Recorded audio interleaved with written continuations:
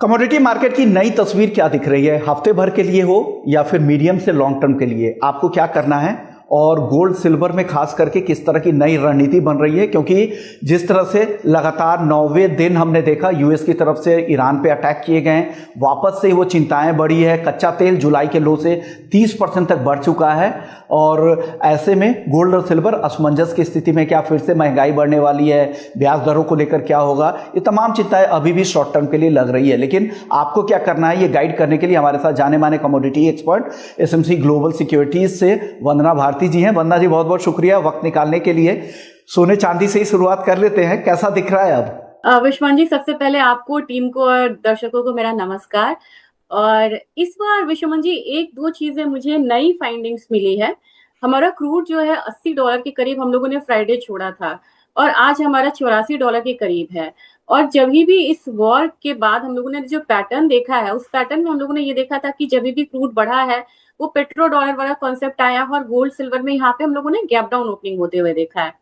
आज का डिफरेंट मतलब कि ये है ट्रेंड कि आज क्रूड भी गैप अप ओपनिंग है और सिल्वर में भी हम लोगों ने एक अपसाइड आता हुआ देखा है और गोल्ड यहाँ पे संभलने की कोशिश कर रहा है। यानी कि इतनी गिरावट के बाद अगर देखा जाए 35% का गिरावट गोल्ड में आ गया, सिल्वर में 50% से ज्यादा की गिरावट के बाद अब मुझे लग रहा है कि ये एक आहट है कि यहाँ पे इंस्टीट्यूशनल बाइंग जो है वो यहाँ पे शुरुआत हुई है।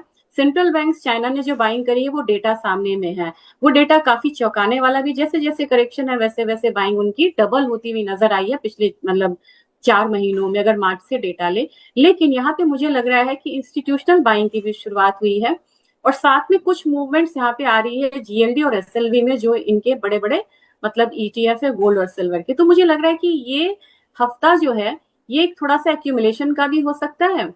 और ये हफ्ता यहाँ पे इवेंट रिस्क भी है, 24 जुलाई है तो चाइना का रिस्ट्रिक्टेड रहेगा वो ट्रेड वाला, वो इशू भी है और काफी सारी चीजें इकट्ठे मुझे लग रहा है कि इवेंट रिस्क से भरा हुआ ये हफ्ता है।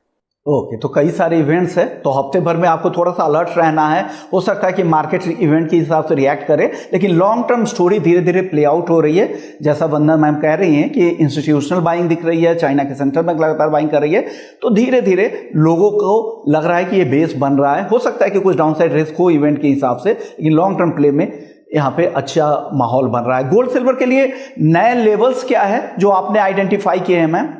विश्वान जी, एक बात तो आपने बहुत सही कहा है कि यहाँ से ये हम नहीं कह सकते कि हम आउट ऑफ द वुड्स और यहाँ से बिल्कुल जो है वो बॉटम बन गया है। नया लेवल्स यहाँ एक हो सकता है, अगर कॉमिक्स गोल्ड की पहले बात कर लेते हैं। मुझे लग रहा है कि अभी जो लो लगा है वही हमारा रहेगा सपोर्ट फिलहाल 3950 का। एक चीज मुझे बहुत इंपॉर्टेंट लग रही है, मुझे लग रहा है कि $4070, इससे ऊपर की क्लोजिंग आ जाती है। हम बैठे हुए हैं $4010 पे, $60 ऊपर की जो क्लोजिंग आती है तो यहाँ पे हमें एक अपसाइड मोमेंटम मिल सकता है इस हफ्ते, और वो हो सकता है 4150 से लेके $4170 का। यानी कि $60 ऊपर यहाँ पे बंद होना मतलब इनफैक्ट 4050 से ऊपर भी जो क्लोजिंग हो जाएगी विश्वमन जी, तो मुझे लग रहा है कि एक हमें 4150 तक के जो लेवल्स है वो आते हुए दिखाई दे सकते हैं।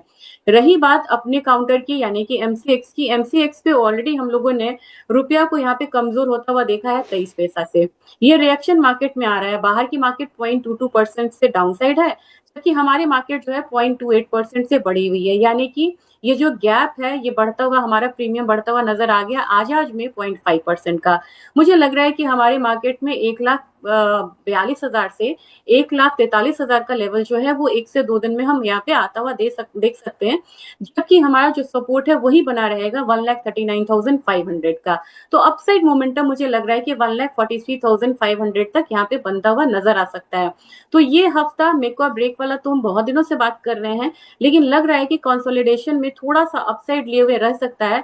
तो अगले हफ्ते के लिए ये एक बेस बनाएगा अपसाइड मोमेंटम का। तो आपको लग रहा है अपसाइड मोमेंटम का नया बेस बनेगा 1,39,500 नीचे में और ऊपर में 1,43,000 के ऊपर का एक रेंज भी आपको यहाँ पे मैम ने बता दिया। चांदी के लिए वो रेंज क्या होगा मैम? मुझे चांदी ज्यादा बेहतर लग रही है यहाँ पे विश्वमोहन जी। हमारे बाजार में हालांकि बहुत ज्यादा बढ़ी हुई नहीं है, अगर मतलब देखिए तो 2,18,000 का रेंज है। चांदी में मुझे लग रहा है कि एक यहाँ पे बहुत बड़ी रुकावट है, वो रुकावट है यहाँ पे 59 से $60 वाला रेंज। उसके बाद अगर ये जो क्लोजिंग होती तो उसके बाद हम $64 आता हुआ देख सकते थे। लेकिन अब यहाँ पे मुझे लग रहा है कि $59 बहुत इंपॉर्टेंट है। और चांदी में एक जो बाइंग है, मुझे लगा कि ईटीएफ में भी जो बाइंग है हल्की यहाँ से बढ़ी है, और एक चीज और पॉजिटिव है, दोनों ही कमोडिटी में मैंने देखा है, ये मैंने स्पाइसेस में भी देखा है, विद वॉल्यूम यहाँ पे मार्केट थोड़ा रिकवर करता हुआ नजर आ रहा है। ये एक हेल्दी ट्रेंड है। 2,18,000 यहाँ ये लेवल ट्रेड हो रहा है एमसीएक्स पे। एक गैप फिल कर सकता है, जो गैप अप ओपनिंग हुई थी, एक गैप फिल करने के लिए नीचे भी आ सकता है। 2,17,200 ये एक लेवल रहेगा जहां पे मुझे लगता है कि एक्यूमुलेट करना चाहिए। और इस बार चांदी हो सकता है कि एक बार 2,25,000 का लेवल दिखाए। तो छोटे छोटे स्टेप्स के साथ ये कमोडिटी एकदम से अपसाइड मूव नहीं लेगी, लेकिन छोटे छोटे स्टेप्स के साथ बढ़ना शुरुआत कर सकती, बढ़ने की शुरुआत। तो 2,17,000 एक एक्यूमुलेशन जोन है, 2,25,000 वो प्रॉफिट बुक वाला जोन रहेगा। लेकिन एक स्टॉप लॉस यहाँ पे जरूर लगाना होगा, वो होगा 2,14,000 का। और मेजर अगर कोई फॉल आती है तो वो रुक सकता है 2,10,000 पे। तो सारे सिनेरियो को सोच करके यहाँ पे हमें ट्रेड करने की बहुत ज्यादा जरूरत है। ओके, तो हर तरह के लेवल्स आपको बता दिए गए हैं, नीचे की तरफ भी और ऊपर की तरफ भी। चलिए सोने चांदी के बाद क्रूड की बात कर लेते हैं। क्रूड भी काफी तेजी से बढ़ गया है, $90 के ऊपर पहुंच चुका है। और तेजी लग रही है मैम आपको? क्रूड में विश्वमान जी मैंने एक चीज देखा था, पिछले हफ्ते भी $85 के कॉल ऑप्शन पे काफी ज्यादा कंसंट्रेशन था, एक था $90 पे। तो मुझे लग रहा है कि $85 के करीब तो हम आ ही गए हैं, एट द मनी की तरफ ही हम बढ़ रहे हैं। मुझे लग रहा है $90 पे भी मैंने कंसंट्रेशन अच्छा दिखा था। तो मेन अगर यहाँ पे ये एस्केलेशन अगर मान लीजिए कि 9th से 10th डे में यहाँ पे जा रहा है और जैसे जैसे आगे बढ़ता है, मुझे लग रहा है कि एक बार हम $88 की तरफ यहाँ पे अप्रोच करते हुए नजर आ सकते हैं इस हफ्ते में। जबकि डाउनसाइड रिस्क हमारा यहाँ पे कोई भी रहेगा तो वो $72 से ज्यादा का नहीं है। $72 तक एक करेक्शन यहाँ पे लेता हुआ क्रूड ऑयल देख सकता है, जो थोड़ा फिलहाल में मुश्किल लग रहा है मुझे। तो मुझे लग रहा है कि $76 से $72 एक बेस जोन रहेगा। हायर साइड का भी इंटेंसिटी लग रही है और वो लग रही है $88 की। उस हिसाब से अगर हम बोले कि एमसीएक्स कैसा बिहेव कर सकता है, क्योंकि एमसीएक्स पे अगर ट्रेडिंग हो रही है तो $8400 वो मुझे लग रहा है कि $8400 तक इस बार हम क्रूड ऑयल को आता हुआ देख सकते हैं।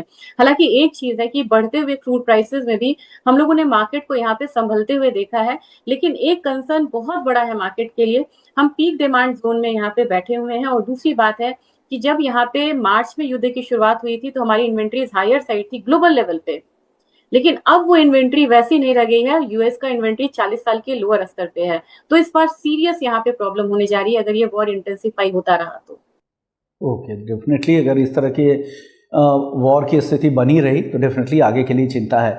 नेचुरल गैस को लेकर क्या स्थिति बन रही है? यहाँ पे कोई कॉल जनरेट हो रहा है क्या?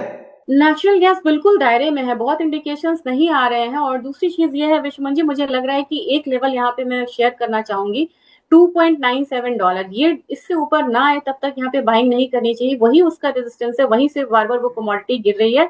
इसका मेजर सपोर्ट जोन $2.65 है। हालांकि वहां पे आना भी मतलब थोड़ा मुझे मुश्किल लग रहा है। और एक टेक्निकल लेवल्स यहाँ पे मैं देना चाहूंगी कि क्योंकि ये कमोडिटी अभी बिल्कुल माइल्ड डिमांड जोन में है, मैं कह सकती हूँ, बहुत बड़ा ट्रिगर इसके लिए नहीं है। एक बारी 282 से ऊपर आए तो ही यहाँ पे बाइंग करे, 282 285 वाले जोन में बाइंग करे। अपसाइड टारगेट 292 का होगा, स्टॉप लॉस इसके लिए लगाना होगा 276 के करीब का, अभी 278 चल रहा है। और कोई बोलेंगे कि अगर यहाँ पे आपको बहुत स्ट्रॉन्ग सपोर्ट कौन सा लग रहा है जहाँ पे कि गिर के मतलब रिकवरी आ सकती है, वो लेवल फिलहाल 273 का है। तो मुझे लग रहा है कि जब तक एक लेवल से ऊपर ना आए, इस कमोडिटी में वेट एंड वॉच की स्ट्रेटेजी रखिए, 282 से ऊपर आए तो ही आपको बाइंग करनी चाहिए। ओके, तो 282 का इंतजार कर लीजिए, उस नंबर का, उसके ऊपर जाए तभी यहाँ पे बाई करने की सलाह नेचुरल गैस में दी गई है। बेस मेटल्स में आपकी टॉपिक क्या होगी?